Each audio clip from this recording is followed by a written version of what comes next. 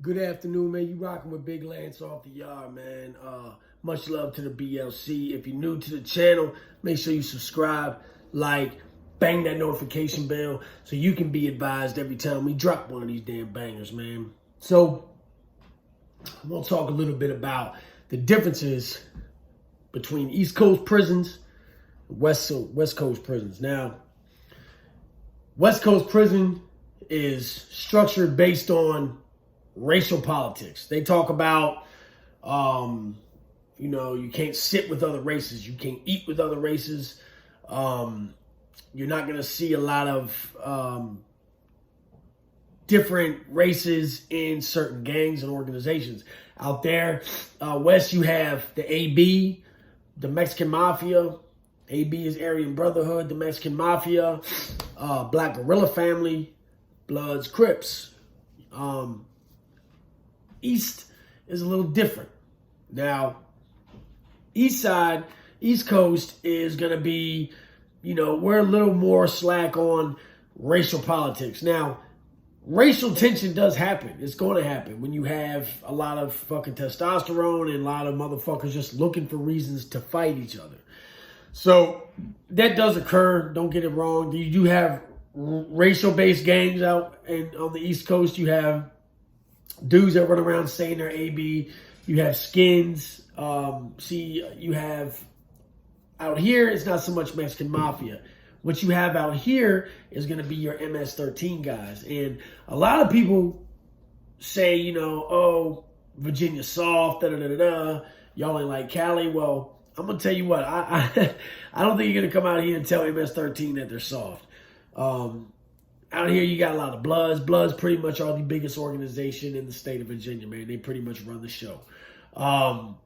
As far as white groups out here on the East Coast, you have different guys. But in Virginia, it's mostly like these Odinists, the Asa True guys. And what it ends up being more or less is just kind of, it's like a junkie show, man. Most of them guys are strung out. And they're on the phone begging mommy and daddy for money every week so they can buy some boxing. Now, not to say that there's not plenty of thorough-ass white dudes out here. And, people ask me about the organization I was in, which was Dead Man Incorporated, which started out in Maryland. Now, the reason, I'm going to go ahead and put this out there today because a lot of people say in the comments, you joined the gang because you needed protection, da-da-da-da. No, that's not the case. I didn't need protection from anything. I rode dolo for years. I didn't like how white boys were being portrayed in the system. Growing up in the system, I've been doing time since I was 11 years old. I've seen a lot of white groups just get punked out and smashed off the yard real fast on a lot of institutions. And the reason being, honestly, is that you can't put a bunch of, suburban, little country-ass white dudes in a situation where these other races, these Spanish and black dudes, have grown up poor, fucked up in these projects and fight all the time and really are just ready for whatever. You can't put those two against each other. Now, before we started coming around, before the DMI started happening, mostly it was just like little racist white dudes. Now, but every white dude ain't racist. I'm not racist. I can give a fuck. You know what I'm saying? If you're a good dude, you're a good dude. So when I started learning about DMI and shit like that, I liked it because it was mostly urban type white dudes.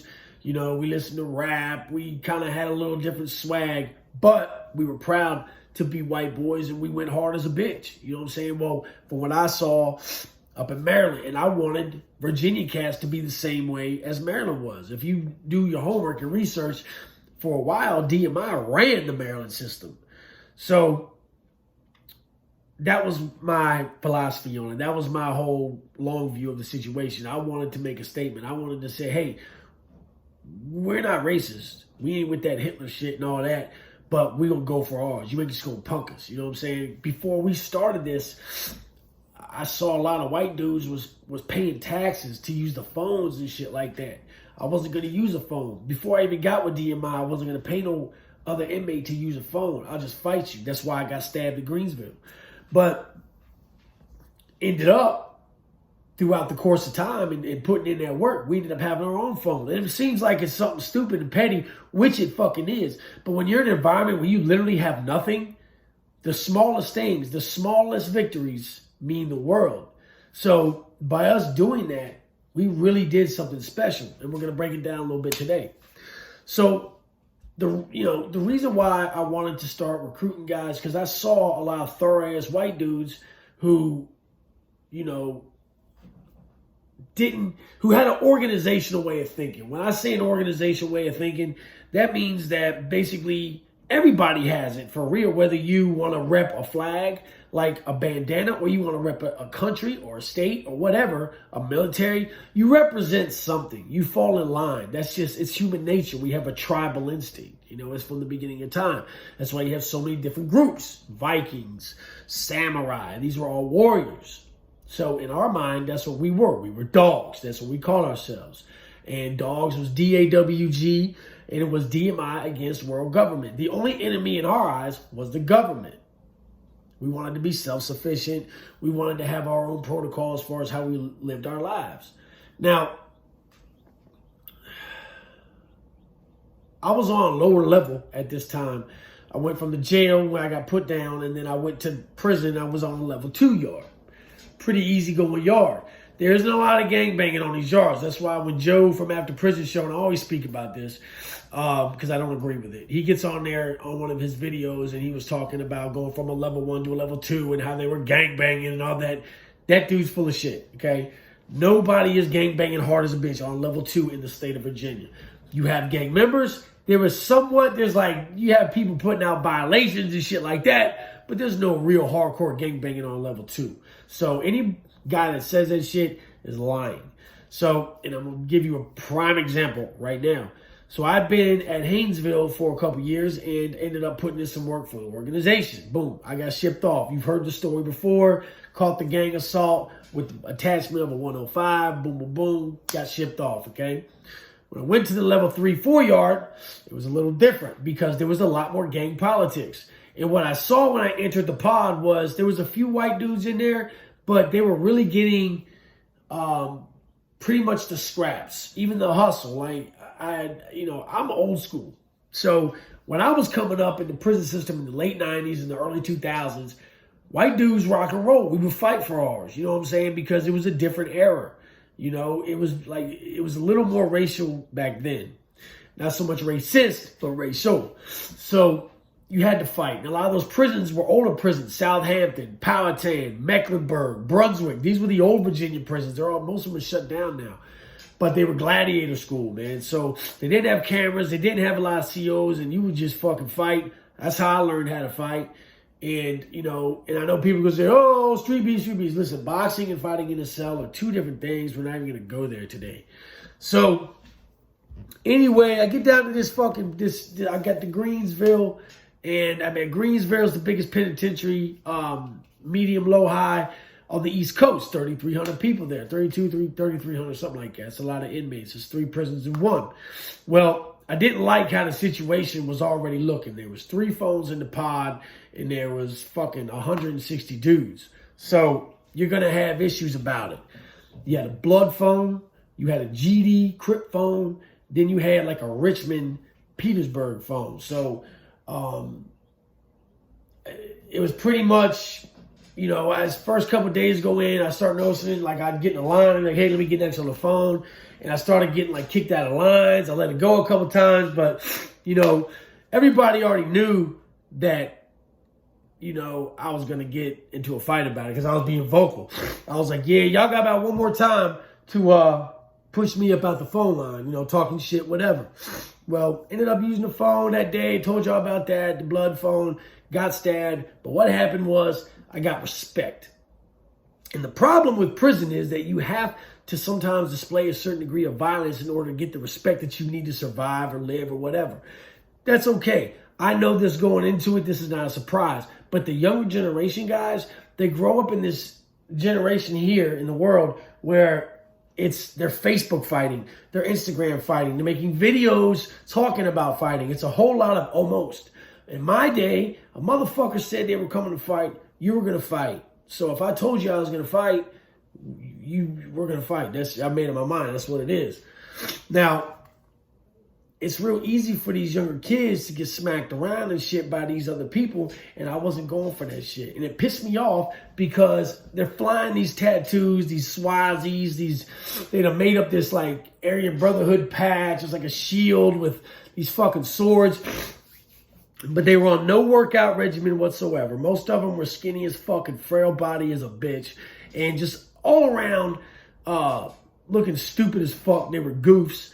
Now, and it shocked me that these guys would go around preaching all this hate shit, but would be listening to fucking Lil Boosie in their headphones. You know what I mean? So it's just like, you guys are corny, whatever.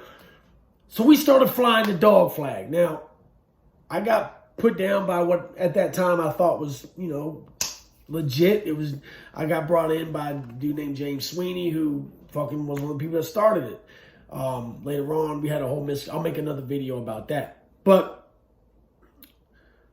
I start recruiting, man. At one point in time on this yard, there was about 50 of us. Now, that doesn't seem like a lot when you're talking about 3,000 people. But when you think of 50 individuals, 50 people, that's a small army. I mean, that is a small group of guys, and we're all going to go. So, like, you might take us out on the yard, but it's going to be expensive to do so. And these other organizations knew that we would go, and you have to really, like, we would politic a lot when we'd have disagreements or stuff like that. And they would all tell me, you guys are the only white boys that we fucking even respect. We're not even, like, most of the time if they had problems with white dudes, like the skinhead group or anything like that, in Virginia, they would just smash them off the yard.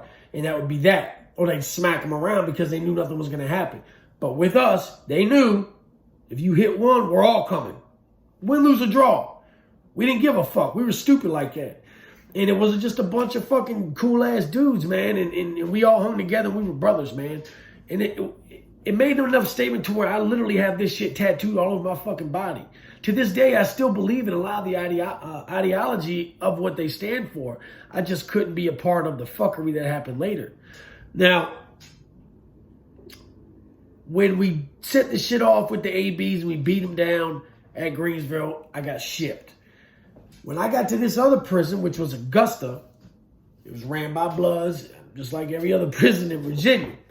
Okay, so when I got there, they already heard about me. They knew what type of time I was on. I was a lot bigger then too, so I was like somebody who was probably intimidating looking to a lot of these younger gang members that were like, damn, I hope I don't have to go up against that big ass cracker. You know what I mean? Well, the little homie dude pulls up on me. He's like, look, man, we ain't going for you recruiting here. They didn't want me to do that there because they knew I would put a wrench in their spoke. And, my plan was to recruit. I mean, I was a gang leader. That's what I did. That was my whole objective in life, was to recruit other gang members and grow my organization. Pretty simple fucking process. Well, at this point in time, I didn't know anybody. I just got to the yard, so I was still kind of new. And when I'm new to a yard, I just try to fucking play my position. I be quiet. I don't go talk a lot of people, man. I'm not dapping everybody up. I'm going to walk on this yard. I'm going to show you what I'm about. I'm going to work my program. I'm going to work out. I'm going to eat. I'm going to hustle. I'm going to do what the fuck I want to do, because that's how I looked at things, man. Like, me doing time, I didn't look at it like I was locked up with them. I looked at it like, bitch, y'all locked up with me. You're going to get out of my way. And you'll see a lot of dudes like that, man, where it's just, even dudes that aren't gang members, even when I walked the yard alone, I walked around with my nuts hanging. I didn't give a fuck. You know what I mean? I was like, whatever, you have to beat my ass. It's just what it is. I'm just stupid. Well, I told him, I said, yeah, I'm gonna go ahead. I ain't gonna do nothing. I'm getting ready to go home in a couple years. I'm just gonna play my position, man. I ain't gonna recruit. Okay, so right about this point in time, the GDs was kicking all the white dudes out of fucking, out of the Gangster Disciples. That was the word coming out of Chicago. Well, I scooped a bunch of them up, but we did it quietly. We've heard this story before. Then one day, after a couple months, we went on the yard, made a statement. Now, I'm telling some of these, chopped up stories because I want people to know and understand why I did what I did and my reasoning behind it. I am not a racist individual, but I am proud of being a stand-up white dude, especially living the life that I've lived. You know, it's a general misconception in a lot of people's eyes that all white dudes are fucking soft, and we're not. You know what I'm saying? Now, am I Muhammad Ali? Absolutely not. Have I got my ass kicked? Absolutely. It isn't about winning or losing all the time. It's about having the fucking heart to go in there as a man and say, you know what? You're not going to take anything from me. Like, it doesn't even cross my mind. And like, as I've gotten older, I would leave my cell wide open. You know what I'm saying? I didn't care. No one's going to go in there and take my shit because they might get it and they might get away with it right now, but somebody's going to see you do it and you're going to have to suffer the repercussions of me finding out that you took from me. And so that's going to be bad for you. So anyway, so that's kind of what you have to do, man. You can't just go into a prison and expect to get respect. You got to earn that shit. And I feel like that spills out into the street. Like I had to realize that in order to get respect out here in the world, I had to humble myself. And I had to understand that just like I played by prison rules, I play by the world rules now. I can't beat somebody up because they disrespect me out here. If I fucking went around fighting everybody that disrespect me, fighting all the time, not everybody's gonna like you. You know, aside from walking up to me and physically touching me or spitting on me or doing something crazy or hurting somebody in my family, I have no reason to fight unless I'm in a ring or a cage or at the gym. Combat sports. So just like you have prison, like we always say, prison rules are in effect, man. You got world rules are in effect. You know, don't be a fucking moron. And that's the whole point of this is you can be proud to be who you are and not be a racist. You know what I'm saying? There's plenty of people who are proud. If you're a black person, you're proud to be black, right? That doesn't mean you hate white people. If you're Latino, you're proud to be Latino. I'm of Irish and German and English descent. I'm proud as fuck of who I am. At the end of the day, though, I'm American. And regardless of what color we are or where our family originated from, anybody that lives in this country is American. We need to get past all that bullshit. And that's why I try to stress to people that have been incarcerated. Because even I came home with some fucked up views. You know what I mean? Because they're instilled on you as a convict. You know, you can't go outside of this way of thinking. But that's a very closed way of thinking. You can't expect to think the way you did in the penitentiary and then come home and act like that because it's not going to work. You're going to get locked back up. And a lot of these prison channels I'm seeing are reverting back to the penitentiary ways. You know what I mean? And that just to me is beyond ridiculous because you're home. Why the fuck do you care about certain protocols that we use on the inside? The protocols are used on the inside because they're necessary to actually keep the peace.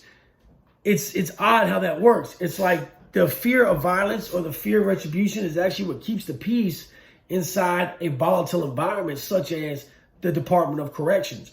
And you have to almost switch that way of thinking the minute you walk out the door because that is not how things work out here as far as civilians. Now, the biggest gang in the world, the U.S. military, obviously, you know what I mean, or the cops, they pretty much do what the organizations and the gangs do on the inside.